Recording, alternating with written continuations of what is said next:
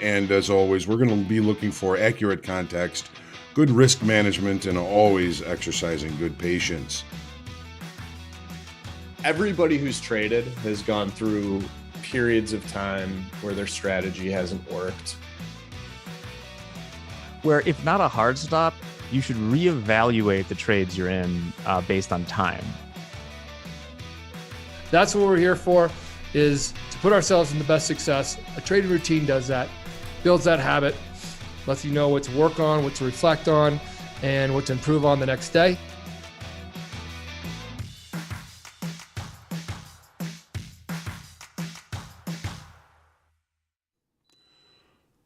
Good morning and welcome. Happy Friday to my futures family, to all of you. Welcome. Friday, February the 17th. My name is John Hoagland. Thanks for trusting me with your time as usual. It's Capital Preservation Friday. Let's not forget that our first job, is managing risk. We're always seeking accurate context, thinking about risk management first, and always patient in our trading. If you're already in the markets, probably not all that much going on here just yet, but some interesting things going on in the markets. We're going to see that in the charts very shortly. First, a couple of notes. Monday is President's Day. Markets are closing early. Make sure you're flat before noon. Make sure you're flat before noon on Monday. We will be having the market prep. We will be having group coaching at 12:30 Central. It's after the markets are closed, but because the markets are going to be closed, we will not be having Make Hogue Money on Friday, and nor will we be having the reflection on Monday. Monday and Tuesday, Tuesday things will go as normal. Tuesday, the market prep, Make Hogue Money, everything is going to go as normal on Tuesday. But Wednesday, Thursday, and Friday, there will be no market prep, no nothing. We're going to be all out of town, going to Las Vegas for a couple of days. So we won't have any segments on YouTube, no coachings, no Make Hogue Money, no recap, no reflection, none of it. So I'm going to miss you. Hopefully you don't miss me too much. So again, Monday, President's Day, shortened week, shortened day. Tuesday as normal, and then nothing on Wednesday, Thursday, or Friday. Monday, back as normal. I know I'm going to miss all of you. And we're looking forward to always getting down to business. This morning, the import-export prices came out. Nothing too impactful from that. We do have a couple of talking Feds early today. 7:30. Barkin is supposed to be barking. I have not seen any information coming from that speech here just yet. We have Bowman due to speak at 7:45 right now, Central Time. And then 9 o'clock, we have the leading indicators, which on the trading floor we used to call the misleading indicators. And that's going to be it as far as economic numbers, at least known economic numbers. I don't see anything else on the schedule as far as talking Feds, any other new information. I guess we'll be looking forward to seeing the commitment of traders after the close today. I know there was some question over the last couple of weeks as to whether that was going to be coming out. I haven't really been keeping track of that, but they are due out after the close today.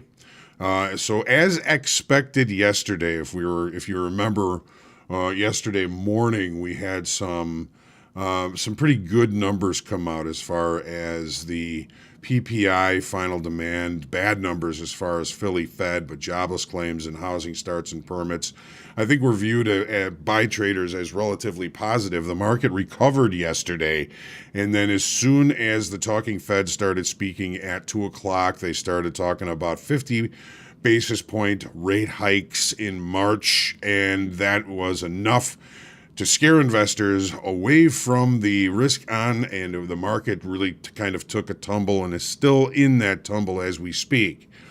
More talking Feds today. Again, we're still waiting to see what they are going to say. The U.S. dollar has hit a 6-week high Nearing the 2023 high, metals currencies are seeing lower openings. Equities looking at a lower opening because of the recession specter that is now again haunting investors. We're going to see a lower opening in the equities as well. Lots of red on my quote board here this morning. Crude prices have also tumbled under recession fears.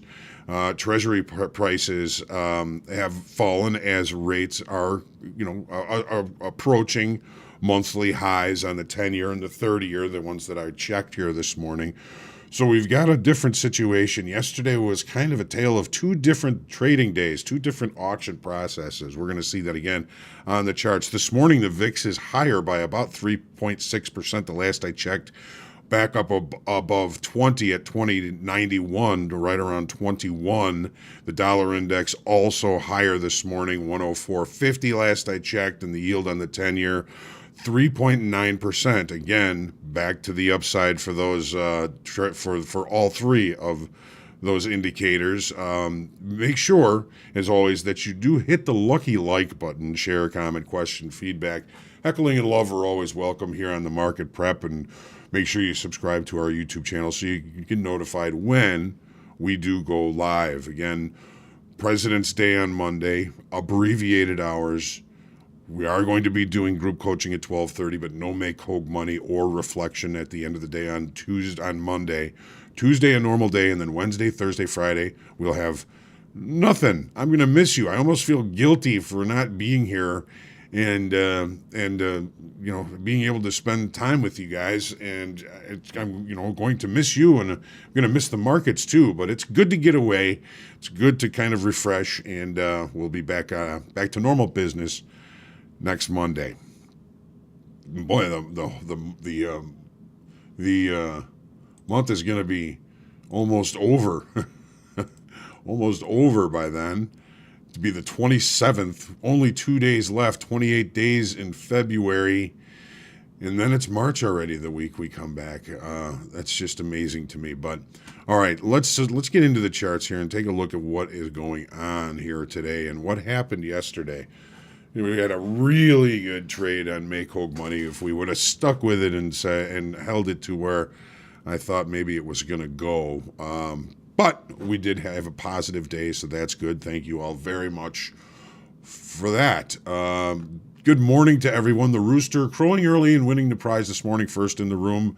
Good morning, Roosters. Shaw, Timothy, Dan Trader, Jeremy. Broke the trend line yesterday, but looks like open interest decreased. I'm leaning towards buying weakness until the downside auction seems healthy. 40.55 is a level that Rooster's going to be looking at today. Jules, good morning. Jason, my brother Rick Randolph, good morning, sir. Love you very much. Brian, Mikel, does the 40.60 level hold on the ES today? That is the last week's low, and it's a level that I'll be looking at. George, good morning. Yesterday, the final hour was terrible, yes, and the center of the universe is around here somewhere.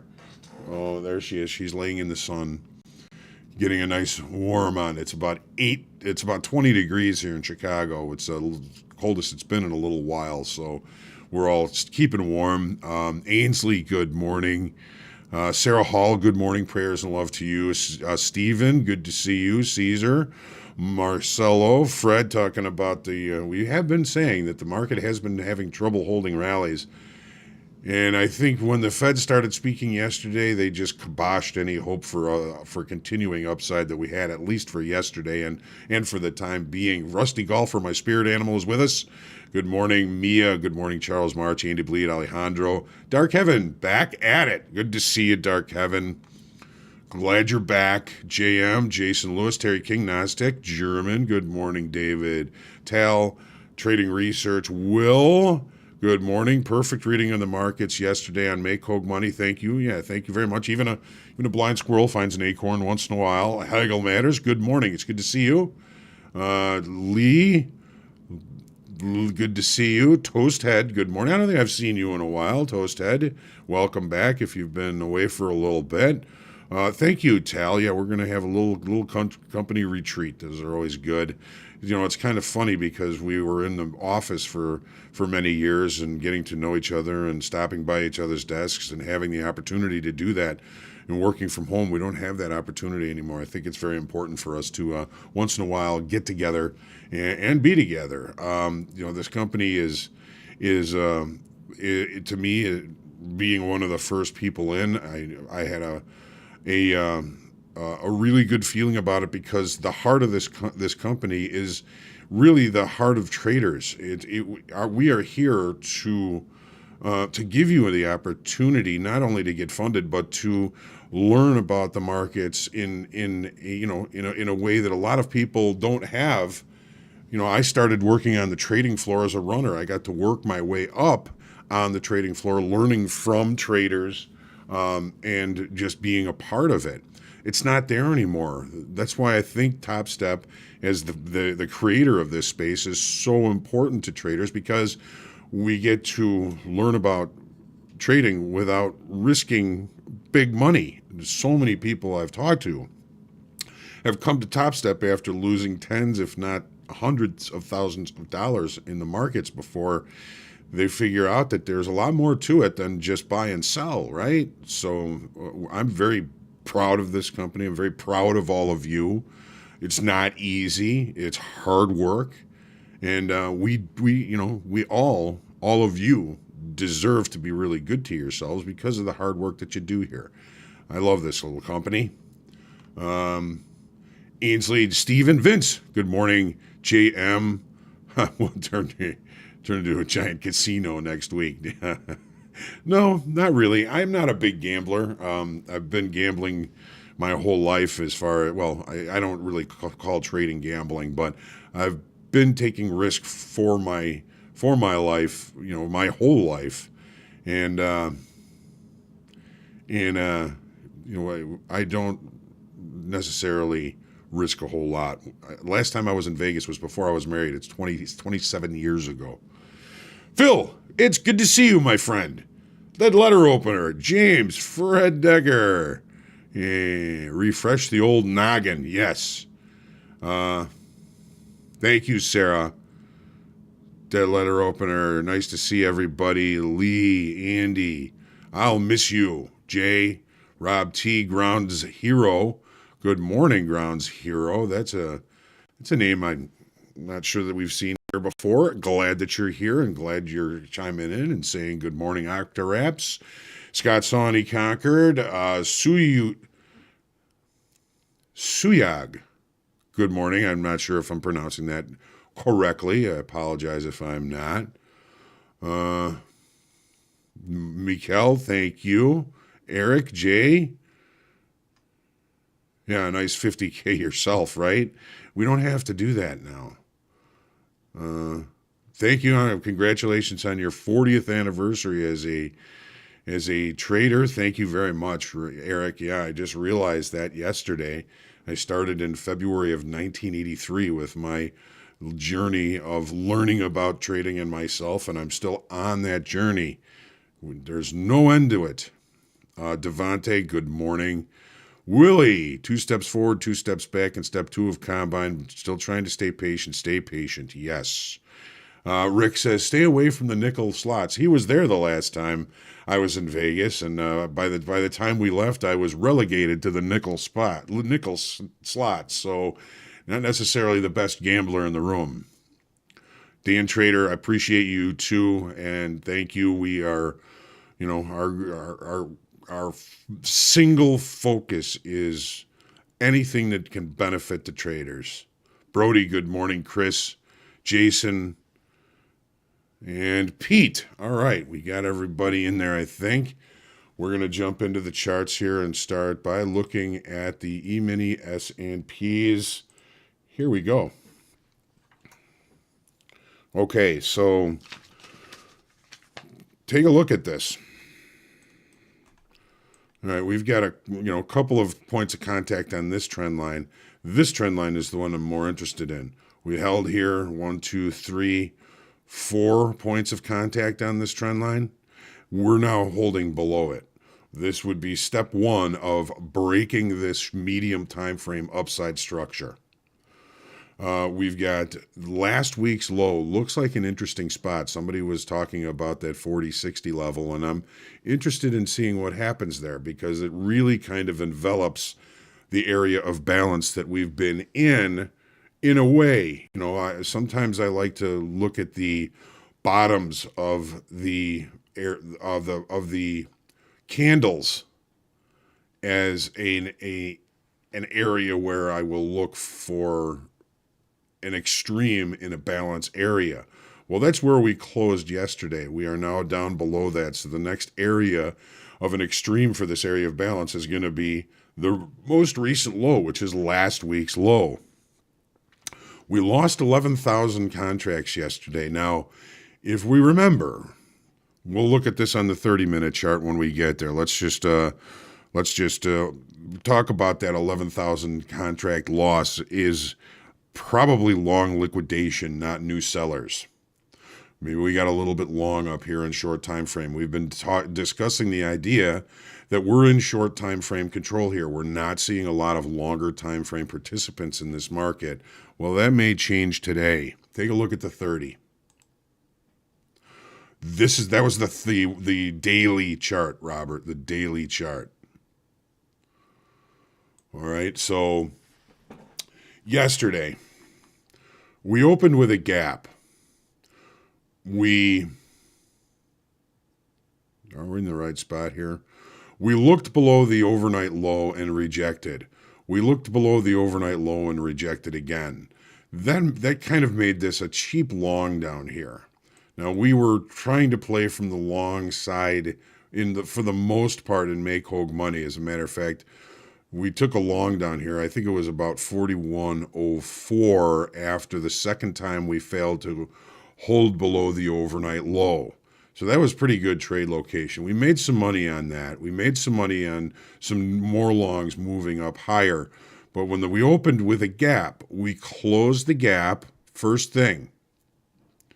Okay, first thing, we closed the gap. First 30-minute bar, closed the gap. Then we start to move into the previous day's range, and then we start to show potential acceptance inside the value area from the previous day. All right, well, that means that we are rejecting lower pricing and perhaps reaccepting value from the previous day. When that happens, there is the probability, a decent probability, that at some point during that session, price will rotate all the way to the upper extreme of the previous day's value. Where did we go to? The upper extreme of the previous day's value. The market waffled here and probably would have closed up here had we not had some talking feds start talking about increasing the rate increase levels. I think it was Bullard who said, yeah, I'm okay with 50 basis point rate hike next time, and that took all the wind out of the sails. When that happened, we had some pretty decent volume to the downside. All of the longs that had gotten in and some previous longs, I believe, got out, and there's where our reduction of open interest comes in. A lot of folks that were long got out. Not necessarily new business, old business. So we're still looking at this market as being largely in control of the short time frame. That could change today. Look where we traded to in the overnight, relatively close to last week's low, 40.60. So now this is, I would say, the last bastion of the extreme of the balance that we've been in for a couple of weeks. So we had two stories yesterday. We had a successful upside auction that left a week high, and then new information in the form of a talking Fed that changed the whole thing. We may have just finished the day up here, and today would look a lot different, but it didn't. Well, a nice upside move. No sign of a finished upside auction yesterday, but with new information, that changed things. Well, we're opening with a gap. We've got overnight inventory to the short side. Well, yesterday we opened and we closed the gap quickly. Look what happened. If we can't close the gap relatively quickly today, I'll look for an opportunity down here near last week's low. Take a look at the TPO chart. Okay, so this was yesterday. We opened with a gap. We looked higher, couldn't close the gap. We took out the low of the opening range. We couldn't hold below the overnight low. We couldn't hold below the overnight low again. So now we look for longs. We accept inside value from yesterday. We accept inside the value area from yesterday, and the market rotates pretty much almost to the value high. Looks a little bit different on this GPO chart than it does on the 30-minute chart with the volume profile, but that's close enough for me. I'm always getting out of positions short of where I think it's going to go. So we just kind of range here, and then they start talking, and it takes the whole day away. Where are we today? Well, here's our overnight. Here's where we are now. So yesterday we had a normal variation trading day, almost a double distribution trend day to the upside. We have a week high, and we have what was pretty close to a late spike. We're opening below that level. So if that's the case, the market is attempting to accept lower pricing. Take a look at crude oil now. Crude should be an interesting market for us today. Bang. The daily so far in the overnight has been directional to the downside. The longer time frame is rotational. We're in the middle of last week's range. We're relatively centrally located where we started the overnight, inside weekly kickoff levels. So don't forget, we are now in the April contract, and we're still cleaning up the rollover information. Losing 19,000 contracts yesterday wasn't directional. It was rollover. So now we've got some new fear in this market. The specter of recession, of lower demand for crude oil. Let me see, make sure I get everything here. Okay. No late spike. We left this as excess. But we've got seriously deep overnight inventory to the short side. If we don't see sellers come into this market, all of these weaker hand shorts may give us an opportunity for a better trade location. Right now, the way it looks, the opening range is the dead-ass high. I'm not going to be buying this market. Do not fight this market. If you can't get in on the downside, then just wait. Seek some kind of structure. Whether it's in the daytime frame or in the past, we've got a gap that we've left unclosed down here. A naked point of control down here. The weekly kickoff low is, where is it? 74.10. These are all visual targets for this market to come down to. So again, I beg you, do not try and pick a bottom until you can find some sort of structure in the day time frame or at one of these levels down here. If you try and step in front of this, you may just get run over. Please, one of the biggest mistakes that traders make, particularly newer traders, is trying to pick bottoms in directional markets to the downside and trying to pick tops in directional markets to the upside. If you can't get into the downside here, be patient. There may be an opportunity when we create some sort of structure to lean on to limit our risk. Okay? Take a look at the TPO chart from yesterday. Normal variation day, the IB high of the day, range extension to the downside, normal variation, neutral day, wide profile, lots of using of the facilitation of the market. Market's looking for somewhere else now to facilitate trade. I'm sure the opening range here is the dead high. I'm not going to be looking for longs until I can find some sort of structure that's going to severely limit my risk. Excuse me. Please, No bottom picking. All right. Here's the Nasdaq. Breaking that trend line. Okay, here's 3 points of contact, 3 failures to close below it. We closed below it yesterday. Step one of a market state break. It's also a bit of a reversal pattern we've got up here, isn't it? We've got 3 reversal patterns up here. This market has been struggling to go to the upside, as Fred mentioned. We've been saying this market is having trouble holding rallies. We lost 7,000 in open interest yesterday. Long liquidation.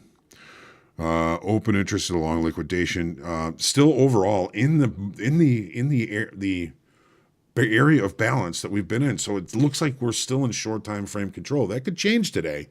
We're going to need new business to continue this market to the downside, but there's a long way to last week's low, which we're already wrestling with in the S&Ps.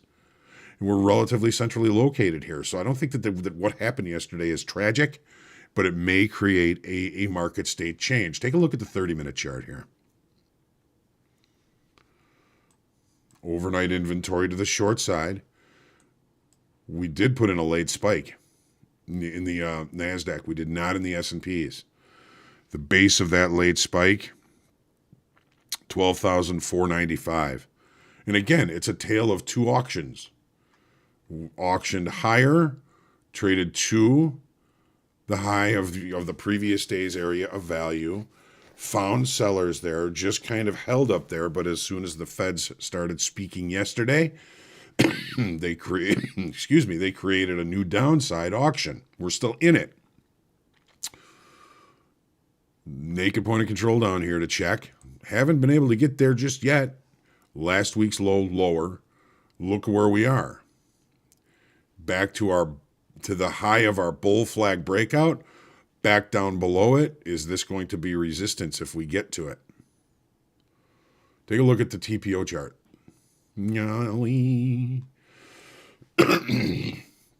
Normal variation, extreme day. Extreme to the upside.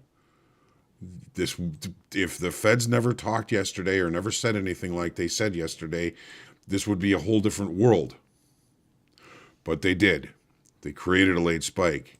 We even gapped from the close to the open at 5 o'clock. Where are we now? Well, we're in range and in value from the overnight session, but still creating a gap below a late spike. What's that tell us? The market is attempting to accept lower pricing. We open with a gap, get back into range, get back into value, look out to the upside. I don't see that necessarily happening, although I would like it, because if you haven't noticed, I've been cheerleading to the upside the whole time, but not buying highs, that's for damn sure. All right, gold. So here's the daily. We've got the dollar with the information from our talking Feds yesterday, making monthly highs. There's a lot of indecision down here near weekly kickoff low for the past couple of sessions. We may get an answer today. We added 500 in open interest yesterday. That's it. That is, I would say, very inert. Volume held up okay, but a small range, inert open interest, maintaining volume. Nothing impressive yesterday. But again, we looked lower. We didn't accept below the weekly kickoff low. We started rallying. I was hopeful we were going to maybe come up here and clean up a little bit of unfinished business up here. But again, look where this started breaking, 2 o'clock. That's when the talking Fed started speaking. So they took any upside wind out of these sales and the market broke. Well, where did we open last night? We opened here. So we're holding overnight inventory to the short side. We have closed any gap. So now it becomes acceptance inside range from yesterday or rejection outside range from yesterday. A move up to the weekly kickoff high would be an interesting opportunity for us because it's so close to yesterday's value low.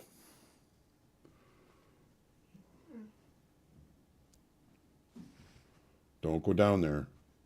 I'll be done in a minute. Got to get the dog out. So this area up here looks very interesting for an execution for me. We've closed the gap. Take a look at the TPO chart. Normal variation day, almost a double distribution, but not really. Normal variation, extreme, little excess, kind of a weak low. We've closed the gap already. Overlapping to lower value, overlapping to lower range. We've been seeing value and points of control overall moving to the downside of the downside trend. 1842 is going to be important for me today. It's basically the TPO point of control from yesterday. I want to see if we get a chance to reject there again or re-accept above it. Here is the euro. So finally, we get a little bit of a potential breakout from the area of balance, looking at last week's low and high as that area of balance. If the dollar remains strong, I see no reason for some continuation to the downside to our current weekly kickoff low, which is 105.80. Here's the 30-minute chart. Forgot, we only added 700 in open interest yesterday. And again, at 2 o'clock, when they started talking, it changed the whole picture here. We closed up here, but at 2 o'clock when they started speaking, the market started tanking. We had overnight inventory to the short side. That overnight inventory has now reconciled price back to settlement. Where did we open at 5 o'clock last night? Right about settlement. So we still may be holding some overnight inventory to the short side. If we can't accept inside range from yesterday, this might be an interesting opportunity for us to look for an execution. Here's the TPO chart from yesterday. Looks a normal variation day, extreme upper extreme of the IB is the high of the range. Used a lot of participation, a lot of facilitation of trade here. And again, with this profile, without that news, without the Fed talking yesterday, today could be a whole different story. Yes, I know it's not, but it just, makes you remember how powerful some of these things that these people say can be, and how important it is for us to protect ourselves and to accept changes, even if we're not quite sure what it is. Yesterday, when I saw the dome start jumping around at 2 o'clock and the market started tanking, I said, something happened. Somebody said something. And sure enough, that's what it was. 10-year. So we break out below weekly kickoff low and close below it yesterday. We add 67,000 in open interest. Volume is a little iffy, a little bit weak, but we do have space down below this market for about another full point. If we continue to accept, if we continue to see selling coming in, another full point to the downside is perfectly reasonable for this. Take a look at the 30-minute chart here.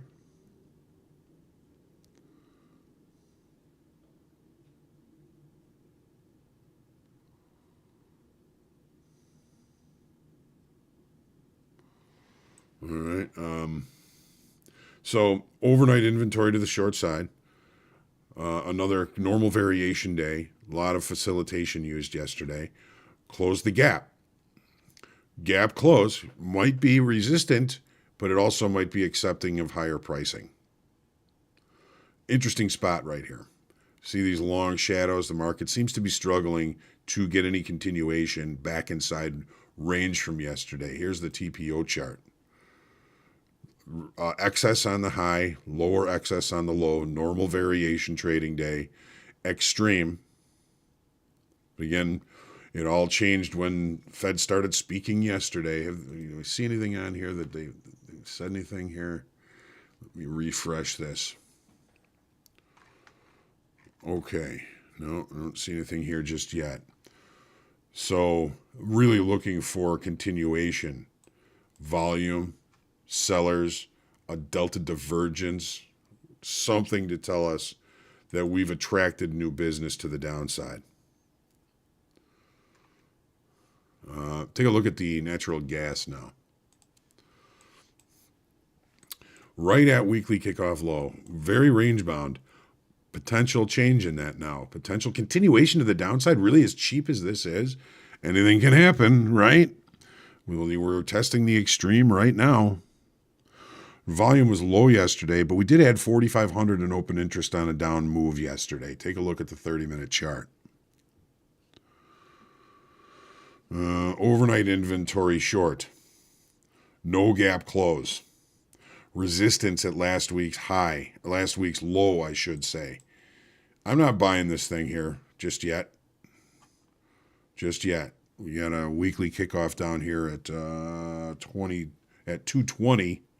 It's off a little bit here. But it seems kind of unreasonable that this market could go any cheaper. But we never thought crude oil could go to zero or even negative 42, right? Here's the TPO chart. Sort of an early, late spike. Double distribution. Point of control centrally located. IB high of the day. Kind of a early, late spike, we could call that. And where do we open? We open with a gap and we're driving lower. So I think our high today and a gap close is going to be really important if we get the opportunity to see price there. Alrighty. So I saw a couple of questions here. Too Humble, explain close the gap real quick with the trade from yesterday. I'm assuming that you're talking about the S&Ps. That's what we spoke about the most. So I'm going to go with the 30-minute chart on this. So this was Wednesday's range. The market opened with a gap. The market opened outside of the regular trading hour range from Wednesday. So there's the gap. It looked lower but couldn't accept below the overnight low. It kept rejecting. So when price came back to this level, that was a gap close. Now, sometimes that can be resistant, but the market didn't really stop there. It kept coming into and closed this 30-minute bar back inside value. So that told me, all right, at the very least, it seems we're accepting the range from yesterday. If we look for a long here, we may see the market rotate all the way to the high of value from the previous session, which on this chart it did. Okay, leaving a late spike to the upside. We opened below that late spike, so that tells me that the market is rejecting higher pricing. Anything up in this area is something I would want to look for to sell. I didn't catch this move to the downside. I was flat by that point, just kind of watching. But I saw the dome jump, and then I said, okay, something's going on here. And I never set my thermostat above 68,300 a month. Crazy, isn't it, JT? Crazy.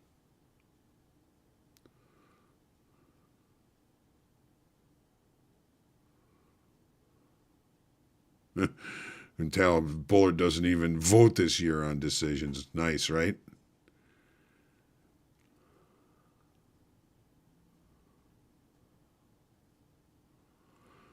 Yeah, you can, Fred. You're watching the market on the 30 and the hour, on the half hour and the hour. You can find some good information. You can find some good information in those last few minutes and the few minutes after the period change on the hour and the half hour. It's funny you remember that from Ray Burchett. I haven't talked to Ray in a while. I have to give him a call. He's a good man. He's got good stuff. All right. Well, We got about 5 minutes here before the equity opens, so I'm going to let you guys get inside your good trader inside your head, and we'll look forward to seeing you on Monday for the market prep. Again, shortened day on Monday, Tuesday all day, and then Wednesday, Thursday, Friday, nothing. Again, I'll miss you. I'll miss you this weekend as well. Take your deep breath. Stay humble, grateful, creative, and centered in your trading today. Remember, it's Capital Preservation Friday. Doesn't mean you should trade any different. Just if you had a good week, don't wreck it. Don't wreck it. And don't fight directional trades. Don't fight directional markets.